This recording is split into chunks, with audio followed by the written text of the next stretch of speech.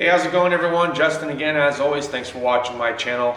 We just passed the 12,000 sub mark. I'm very excited about that. Look, I appreciate all the support and viewership that I've been given throughout the last 12 months. You guys have been absolutely amazing. I can't ask for a better fan base. That being said, I figured today I'm gonna bring you along with me on an adventure here. I'm gonna be pulling the inline 6 or 4-liter out of a Jeep Grand Cherokee and putting another one in. Now, I will be kind of cheating a little bit. I'll be utilizing a lift for this whole demonstration, but it should be pretty fun, and you guys might be able to learn a few things here and there should you decide to do an engine swap on your own. Just because I have a lift doesn't mean that you guys can't learn a little something along the way. So for those of you that are doing it on the ground at the house, hopefully you'll get to learn a few tricks or tips throughout the video. So that being said, let me get some stuff set up here. I got my Metco service cart with all my tools to be able to perform this job. We got to drain fluids out of it, obviously coolant, oil, etc.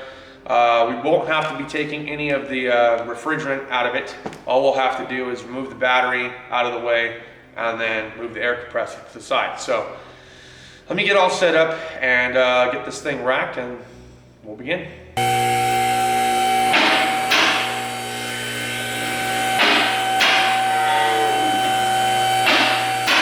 Sorry you guys missed that, but before the oil came out, coolant had come out first because I believe oil tends to be a little bit lighter than water or what have you, so it tends to sit more towards the top. And if there was any kind of hydrolock or old blown head gasket or something like that, all the coolant and water for the most part is going to be shooting out first, followed by the oil. I'm sorry you guys didn't get a chance to see that, but I thought it was a teachable moment. I figured I would go ahead and throw that out there for you guys. Now, that way, in case you're wondering what it is to look for blown head gaskets or hydrolocked engines, say you got flooded out and you end up driving through a flood, just something to think about. All right, something else that I learned a while back was that if you're draining coolant and you don't want to make a big mess and you decide to go after the petcock, find you a piece of hose that fits the bottom nipple of the petcock before you crack it open. And then when you crack it open, you'll see it's got much better direction and you can avoid making a pretty big mess by doing this. So we'll just open that up, let it drain for however much may or may not be in there. All right, well, while the coolant is draining, or for however much coolant is actually there, we're gonna go ahead and tackle the starter. We're gonna remove this transmission to engine support bracket. I got a 15mm mid-size socket, and we're gonna be going up here. You might not be able to see this part, but I'll be going up here towards the top and loosening that first. I'll show you what I'm talking about here in a second. All right, let me bring you on over. All right, so if you look up here, or you follow that bracket, there's a 15mm bolt up there, and then it comes down here to this 19mm or 3/4 inch nut, followed by two 13mm bolts that go into the bell housing. All right, so we'll get this puppy undone.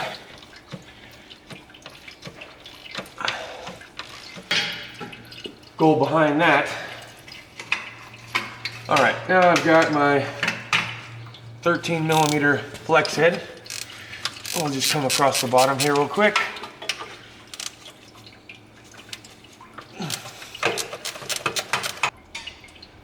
Let's see if I can get this one out by finger now. It's just a little bit tighter than finger tight. I'll just mess with it a little bit. Yeah.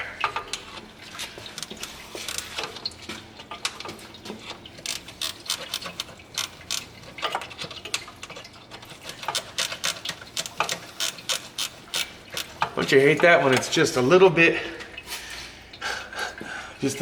not finger tight, but you can't really get a ratchet on it either. Those are my favorite bolts. I'm being sarcastic, of course. There's so much oil underneath here too. This thing's definitely got an oil pan gasket sealant issue, possibly remain, which is pretty common on the 4 liter. But I was looking at the front of this thing and the oil pan gasket is just absolutely blown out. I don't know who drove this thing around, but man, they kind of neglected some of their maintenance. That kind of stuff over time will take an engine out, just like in this case. All right, so we got this bottom little bracket kind of thing undone. And now I figure if I can get this 15 millimeter out from the top,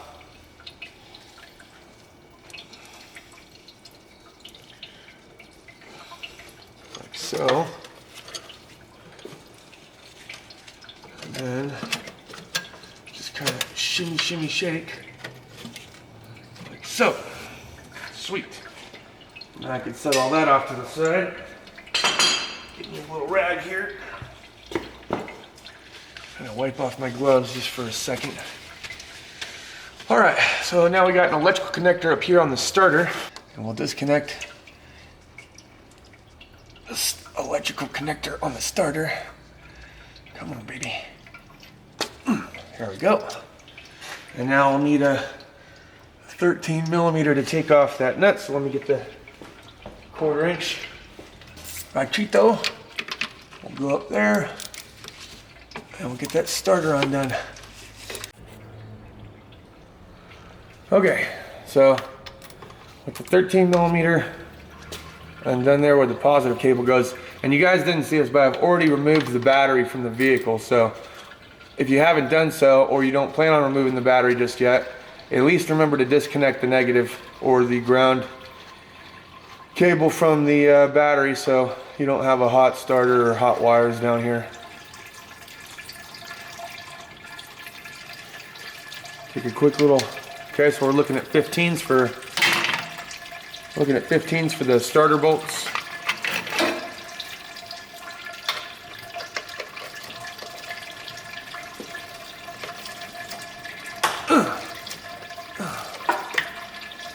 Okay, get that one cracked loose. Now the other one is going to be at the top on the back side of the bell housing. So let me reach up in there like so. Yeah.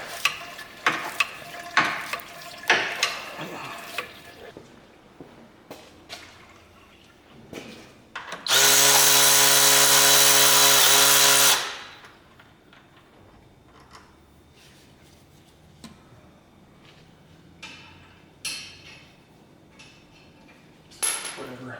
I'll get it in a second. Oh. All right, so battery's fully charged in the Milwaukee. Sped things along.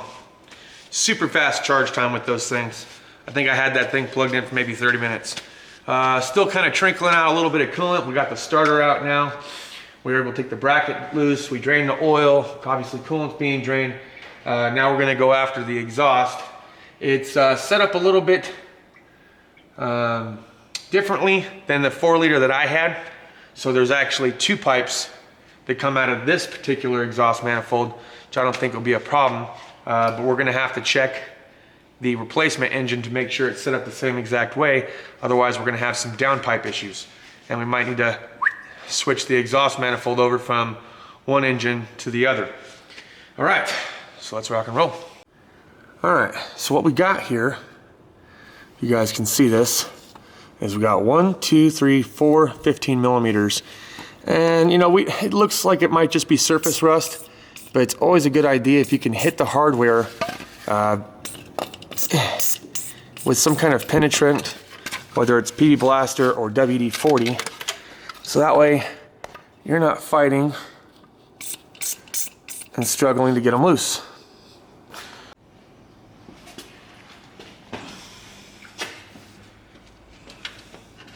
I need one more extension. Hopefully we still can get them loose, even though I have a series of long extensions here. Yep.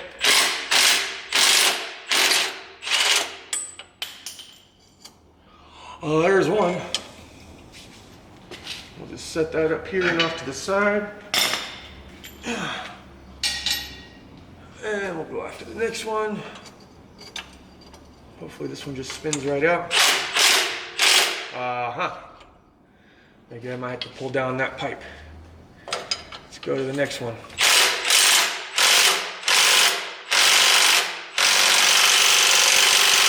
Come on. Come on. Ah, you bastard. Might have to step it up there. There's one. All right. I got 2 of 4. Might have to either go 1/2 inch or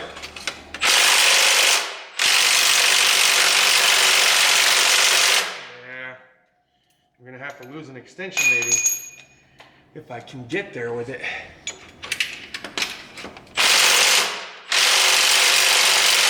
That's not working either. All right, we're gonna have to go 1/2 inch. It's just not enough juice. I'm losing too much juice with how many extensions I have. Oh, you bastard. All right.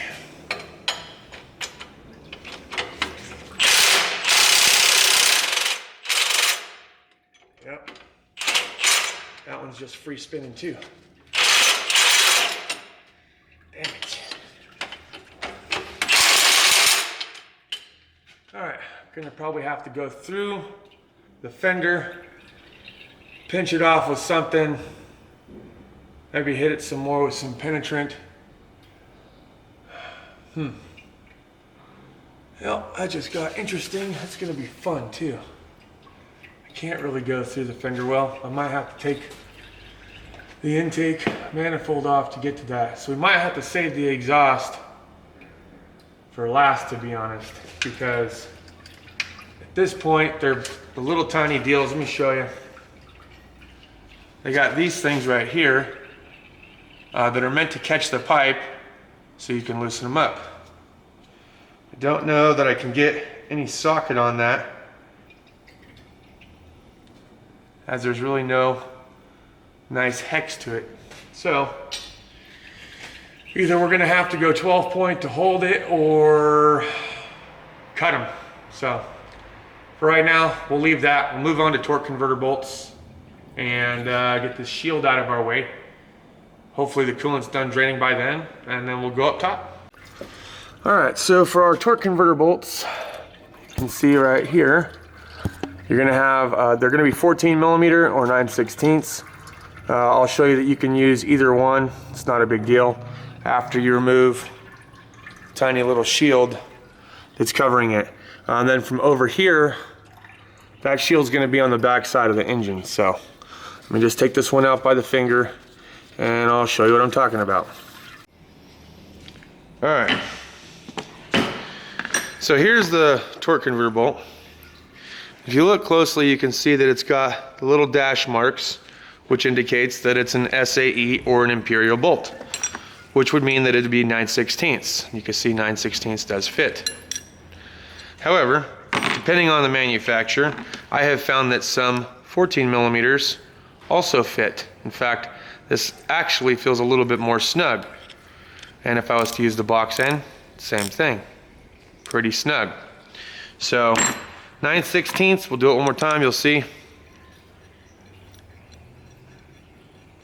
A little bit of movement. Same with the box end, a little bit of movement. We'll jump back to the 14.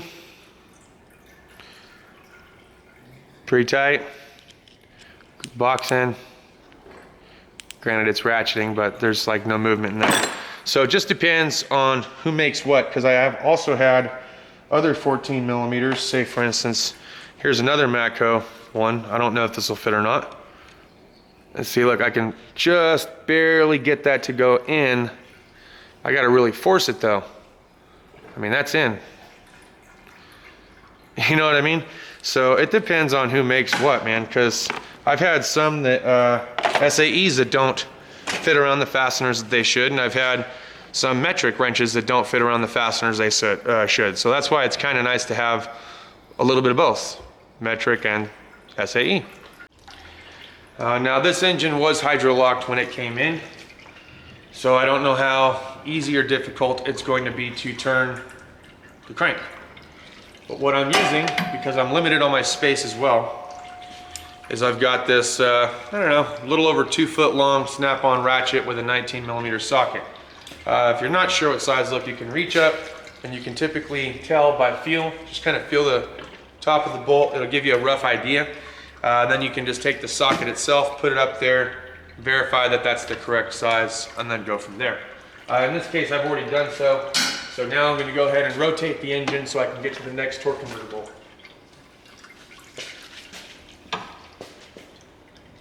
Oh yeah. Our engine is not moving.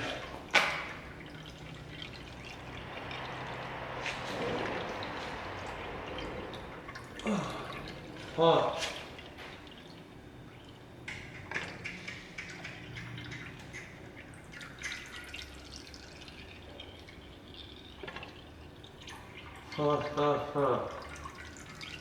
Well, what to do here? I'm just tightening the torque converter bolt. I'm sorry, I'm just tightening the crankshaft bolt at this point.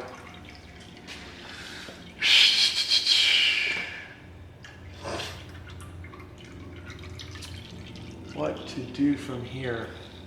The only thing I could possibly think of at this point is to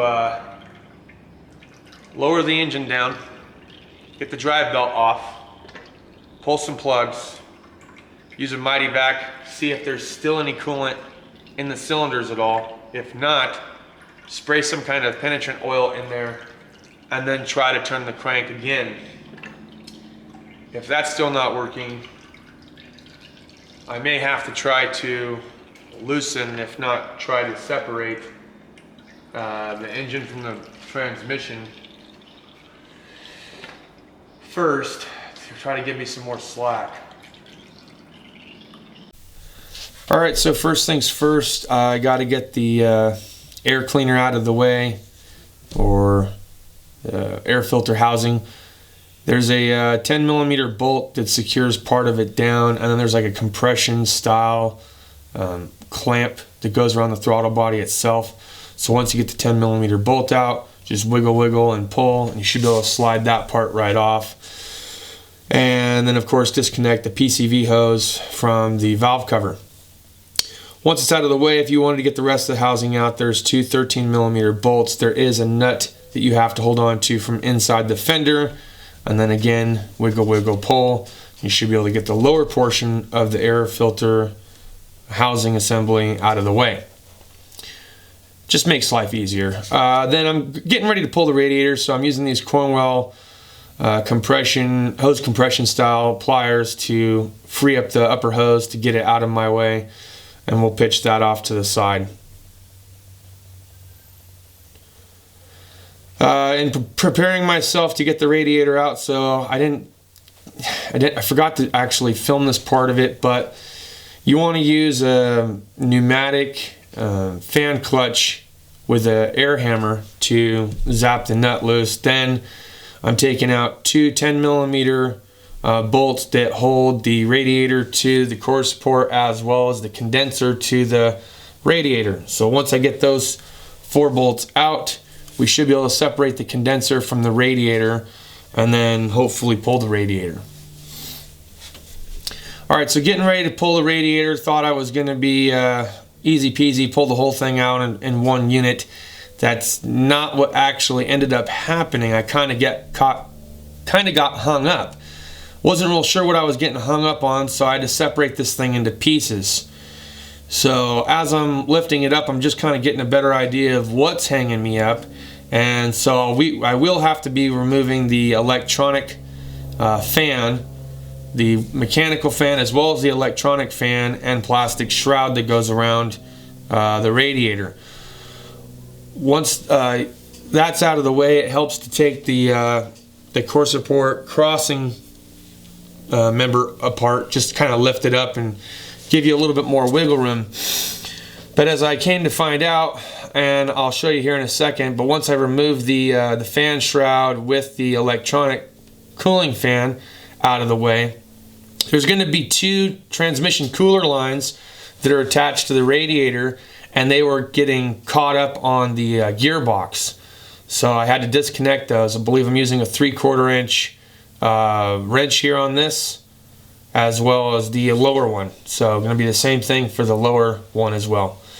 They weren't on there too tight, so you don't have to go overkill when it comes to tightening them back up. But, you know, they've been on there for a minute, so. Oh, I'm sorry, that's a 22 millimeter. 22 millimeter, not 3/4. I thought it was 3/4. All right, so then once we got those transmission cooler lines out of the way, radiator should wiggle and slide right on out. Now, before I get too crazy and start ripping and tearing the rest of the engine apart, I'm going to take the coils out. I'm going to pull the spark plugs out, and we're going to just try to see if we can't see what's potentially causing the hang up, you know, because like I said, this thing was hydrolocked, so I don't know if the cylinder is still filled with coolant or if there's some kind of obstruction. So right now I'm trying to get the throttle cable and kit cable out of the way, so I'll be bungee cording those off to the side around the hood strut or hood. You know, you just use a little tiny trim fork to separate one of them. The other ones have like a little horseshoe design. They're a bit of a pain in the butt, but you should be able to slide them off. Two 10 millimeters that hold the bracket assembly down. I'm using the Milwaukee 3/8 ratchet for this. And then of course, like I said, just kind of lift them up, bungee cord them out of your way so that you don't have to worry about it. Now I'm going to go ahead and take the heater core hoses out of the way. It's going to make pulling the coil assembly easier, plus they have to be off anyways, so might as well just go ahead and tackle it while we're here. Alright, so now we'll get ready to pull the coil, but you can see I did have trouble with this one hose. The compression clamp was tucked up underneath. I could have pulled the coil out of the way and then got to it probably, but I figured I'd show you. You can use a flathead screwdriver and just try to find a portion of that hose clamp and just kind of push it, and you can push to rotate it around to where you can get a pair of pliers on it, and then you should be able to just squeeze it and get it out of the way. On the back of the coil pack, there's this electrical connector with this plastic thing. That's a retainer lock. Those things can be a pain in the butt, and sometimes you can't see them because they're covered in oil. Just use a flathead to push it, to unlock it, and then you can push the electrical connector and separate it. So now we'll be pulling all the spark plugs out, trying to make it to where the compression isn't so high, if that's an issue that we have. Plus we want to look down the cylinders to see what's going on. Cylinder number 4, you can see, has some mechanical damage. Not sure what caused that, so I'm going to get a bore scope, and we're going to take a bore scope and take a peek down into cylinder number 4 and just see if we can't see what the obstruction is or what's going on, because, you know, I don't know. I know it's hard to see the image that I had on the bore scope, but there was actually nothing down the cylinder, so it leads me to believe that there was a catastrophic failure. It was probably on the rod, and so we'd have to remove the oil pan to see that. Might as well take the WD-40 and spray it down into the chamber anyway, just to see if we can't lightly lubricate all the pistons, and then we'll try to rotate the crank again. Of course, you can use ATF, you can use engine oil. I just chose to use WD-40. It happened to be right next to me. Now I'll go ahead and try to rotate the crank, once I get the right socket, of course, because I had the wrong one attached to it at the time. Crank bolt is 19 millimeter. And it's just tightening. It is not moving. That engine is locked up. So no go. Now we're going to have to pull the torque converter with the engine. So that's the plan now. So I'll go ahead and I'll start taking off some of these other components. I didn't get a chance to film the whole entire thing like I wanted to. I was going to try to do like a step-by-step kind of tutorial bit. But one thing after another, I kind of ignored the whole tutorial thing, and I guess just basically was more focused on the job at hand, which was to get the engine out and not be here all day. So I'm going to go ahead and pull the power steering pump and set it off to the side. One thing that you might notice is the alternators on the top on this one, on the passenger side, that's usually where the AC compressor would set. Well, the AC compressor on this one is down the bottom. And they have these hard aluminum lines that stretch over the top of the engine as well as underneath the engine. And then there's an 11mm retaining nut on a strap that wraps around that line that's fastened to the bottom of the oil pan. So you'll have to free that up. Once that's free, yeah, you can wiggle, pull, and set it down in the trough. So if you're doing a cylinder head, you don't have to take the refrigerant out. But since I'm pulling the engine and I didn't want to accidentally rip the hose or do anything like that, I figured, you know what, I'm here in the shop, I've got the equipment, might as well use it. So I grabbed the refrigerant machine and decided, you know what, it's just going to be easier for me to take the refrigerant out, get the line out of my way, and move on. So that's exactly what I did. I know some of you guys don't have access to this AC machine. You can go to an independent shop or dealership and pay them to recover the refrigerant, do the repair on your own, and then come back on another known day and have them refill your system. So not a big deal. Taco time. I get hungry just like everyone else. So I go to my favorite taco place, which happens to be here in town, and I get some of these delicious carne asada tacos. So I'm gonna enjoy a bite here while you guys watch. No, they're really good though, man. I mean, seriously, I love tacos.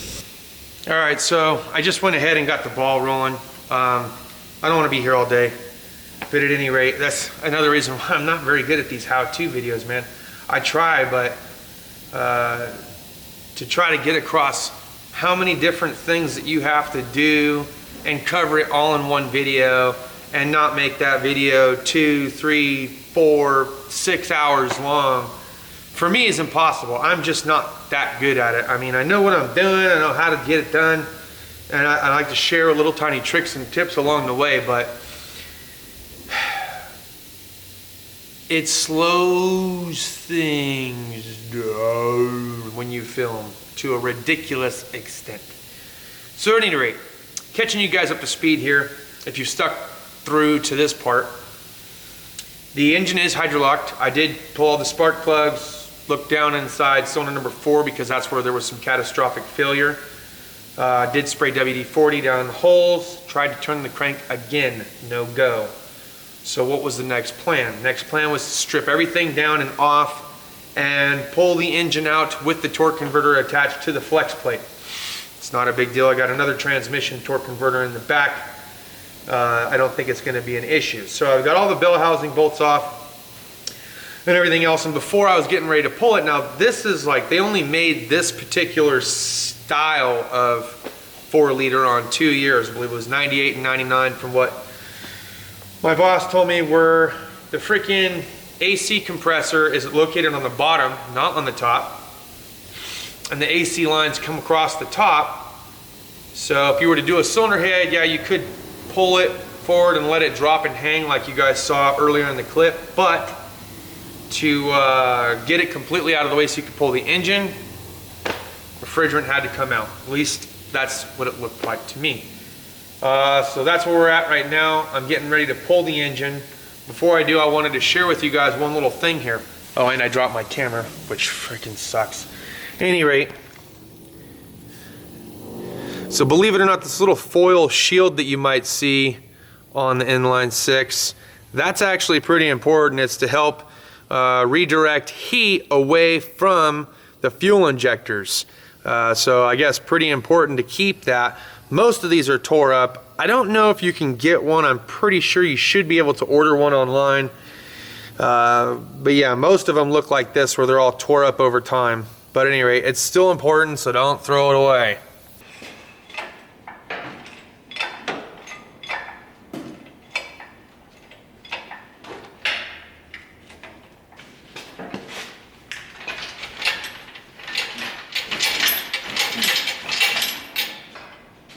Slide forward more.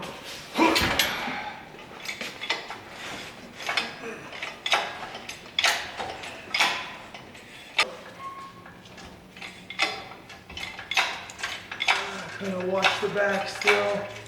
Think we're gonna be all right though.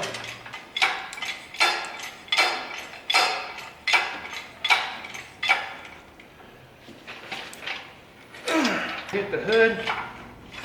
I'll try to pull it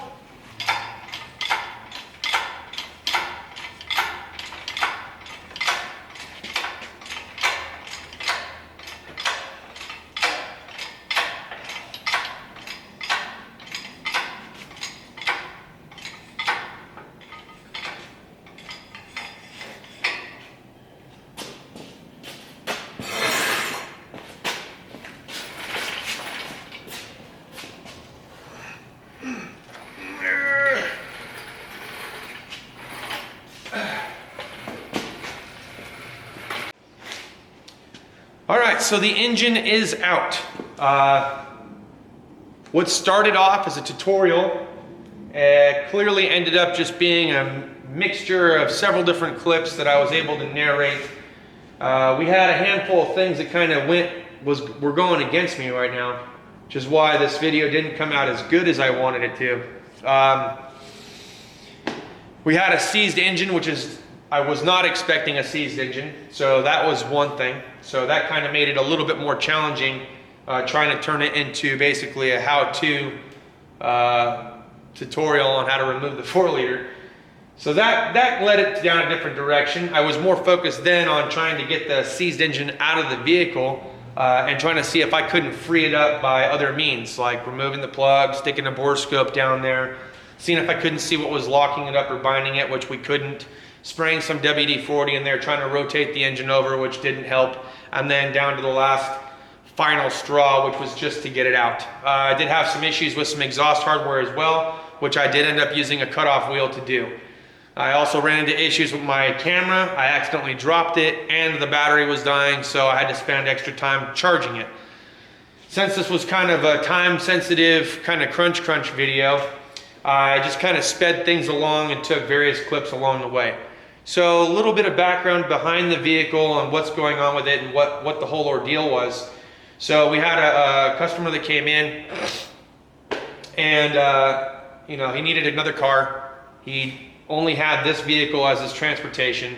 His mechanic looked at it, said, "You got a misfire, you just need a plug for that cylinder." Stabbed a plug in for him, sent him down the road, and then next thing you know, knock, knock, knock, bang, bang, freeze. And that was it. So he got towed into our shop because he's, you know, familiar with our shop, and he heard about us through a mutual friend, and he heard that we had some vehicles out back that we had for sale. So he just needed something. He came on down. He's like, "Hey, what do you got?" We had like 1 or 2 out back. Basically, he's like, you know, what's the overall? What would you take a trade-in plus cash? And so basically, that's what happened. We took this vehicle in on trade plus cash to try to see if we couldn't fix it, flip it, whatever. It came in pretty beat up, man. The front grille, the way that it is, and you know, I didn't help it out any, of course, by accidentally bumping it with the engine on the way out. But he did hit something in the front end, not too bad. The core support was a little bit tweaked and whatever. The transfer case is leaking where it meets up with the transmission. The transpan gasket's leaking and it's got really dark oil. He had transmission lines underneath that were leaking. The oil pan and everything was leaking, plus a seized engine. And his refrigerant was, refrigerant was the only thing that actually wasn't leaking. So at any rate, the plan is to try to get this thing spruced up, fixed up, and then turn around and get rid of it, much like anything else. So hope you guys enjoyed the video. I know you didn't get a chance to fully see how to unseize an engine, so let me just cover that real quick, since that's what I'm planning on titling this video anyways. Look, if you have a seized engine and you can't free it up by a handful of the little tricks or techniques that we tried here, like taking the serpentine belt off to see if that helps out any, like taking the plugs out so that way the compression is a lot easier to move around, like checking the cylinder bores, make sure there's not coolant in there, sucking it out, draining the old fluid out of the system, so that way maybe there's some more maneuverability, adding some WD-40 or penetrant down there. I've heard people using diesel fuel too, and then waiting a few days to see if that works. But you know what, if you're kind of time sensitive, get the engine out. How do you get it out? Well, you leave the torque converter attached, pull it all straight on out, deal with it later. If you've been watching the 4.7 stroker build series of the teardown process, I haven't yet gotten to the building up yet process, but the teardown process will show you how to remove the oil pan, the rods, the head, the bolts, etc. So basically you just start from the bottom or the top, whichever you prefer, and start figuring it out, what it is that caused it to lock up, you know, and then as you take the head off, if there's nothing there, no bent valves, nothing tweaked or pinched or whatever, you can take the oil pan off, move to that cylinder that we saw, cylinder number 4, where the spark plug clearly had some damage to it. So something was going on in cylinder number 4. And I bet with all the knock, knock, knock, and then freeze, I bet that rod probably just got jammed in there, twisted or whatever. So I bet if you free that rod up, the engine should be able to turn over in which case you could take the rest of the torque converter bolts out and then onto the new engine. I wouldn't be reusing this engine. Knowing how hot he got it and how long he drove on it before he decided that he was done, I wouldn't reuse this engine. I'd probably just get another junkyard one and stab it in, really. Looking at the Jeep as a whole, it's actually, the interior is pretty nice, and overall, outside of the things that I had mentioned in the video, it's almost too bad that this thing was neglected, because it's a good looking Jeep. If it wasn't for the fact that it would cost as much as it's going to cost to get this thing running and back on the road, I probably would have picked it up for $500, $800 as it was with a seized engine. You know what I mean? I think $500, $800, yeah, all day long. Then it can sit, and then when you have enough money for an engine, or put the 4.7 in it. But at any rate, that's all I got for this video, guys. Thanks as always for watching. I hope you enjoyed. If you liked this video, give it a thumbs up. If you didn't like the video, give it a thumbs down. Share if you want to share. If you like videos like this, please put it down in the comments, and I'll see what I can do on future repair video weekends. So if I have another repair coming along, or I'm able to get some time to come down to the shop and do it, let me know. I'll see what I can do. That's all I got for this video, guys. Thanks as always for watching. See you next time. Deuces.